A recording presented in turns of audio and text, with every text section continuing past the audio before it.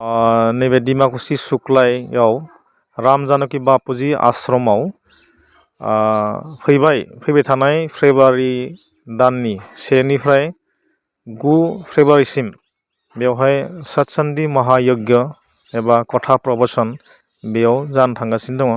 बेयाव जोङो बानजाय आफादनि जानानै जिखिनि बेवहाय खामानि मावनांगौ दङ आरो धोरोम सिबिसुलि रायजो राजाफोरा जिखिनि फैगोन बिथांमोनखौ जों बरायनो थाखाय बेयाव जेसेबां सुजुग सुबिदा होनांगौ बेखिनिखौ जों थिग थाग थियारि खालामना लाखानाय जाबाय।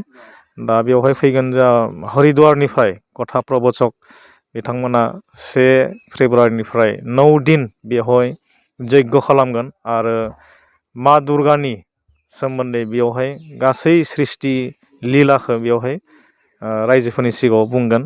बेवहाय गासै रायजो राजाफोरखौ लैहोर लैहोर फैनानै बेयाव दर्शन खालामफैयो, नायफैयो, खोनासंफैयो। मानो होनना बुङोबा जोंहा दा समाजाव मोनसे मोजां आरो सुख सान्थि न'खर बा समाज जों दानायखौ गासैबो लुगैयो। बेखायनो बे समाजखौ मोजां खालामनो थाखाय, ओनसोलखौ डेभेलप खालामनो थाखाय जे मोनसे मोजां परिबेसनि प्रयजन दङ। दानि जुगाव गोदान गोदान सेंग्रा सिख्लाफ्रा जि मोनसे ट्रेनाव थांगासिनो दङ, बेखौ जोङो मोजां लामायाव लांनोब्ला जों आध्यात्मिक दिखावबो जोङो स्टाडि खालामनांगोन, जों रोंनांगोन। स्टाडि खालामनानै गावनि देहा मोदोम गोसो गासैखौबो जेनेबा मोनसे पबित्र मोनसे लामाजों लांनो थाखाय जोङो माने नाजानांगौ।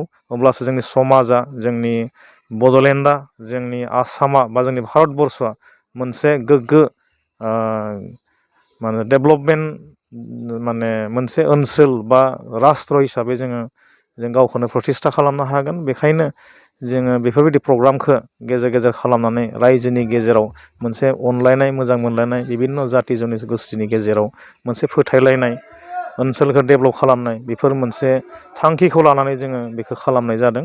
बेखायनो गासै रायजो राजाफोरा जाहाथे फैनानै बेवहाय बाहागो लाफायो, आशिर्बाद लाफायो, बेखौ जों बानजाय आफादनि जानानै जोङो खावलायनो थाबाय। आरो बानजाय आफादनिफ्राय जोङो मोनसे खावलायनाय थाबाय जे गासै जोंनि बे बड'लेण्डनि एबा आसामनि मानसिफ्रा जाहाथे फैनानै बेयाव नायफैयो। बे मोनसे जारिमिनारि ऐतिहासिक मोनसे पौराणिक मोनसे जायगा। बे आत्रिमुनि यज्ञ कुन्द'आ बेयाव बै समाव त्रेता जुगाव बेयाव ऋषि आत्रिमुनिया बेयाव 7,000 ऋषि मुनिफोरखौ लानानै बेयाव यज्ञ खालामदोंमोन।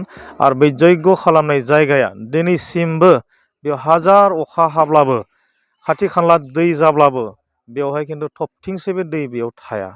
बेनो फोरमान जे माने जोंनि बे माने बुहुमाव माने इसोर दङ बा माबा मोनसे पावार मोनसे दङ।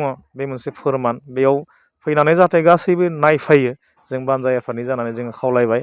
आरो बे ओनसोलखौ जाहाथे मोजां मोनसे बुहुमाव सिनायजानाय माने मोनसे जायगा हिसाबै जेनेबा जाहाथे जों खालामनो हायो। आरो मानसिफोरनि गेजेराव अनलायनाय, मोजां मोनलायनाया जाहाथे फैयो, बेखौनो जों आसा खालामदों। बेखायनो गासैखौ फैनो थाखाय आं बानजाय आफादनि जानानै खावलायनाय जाबाय।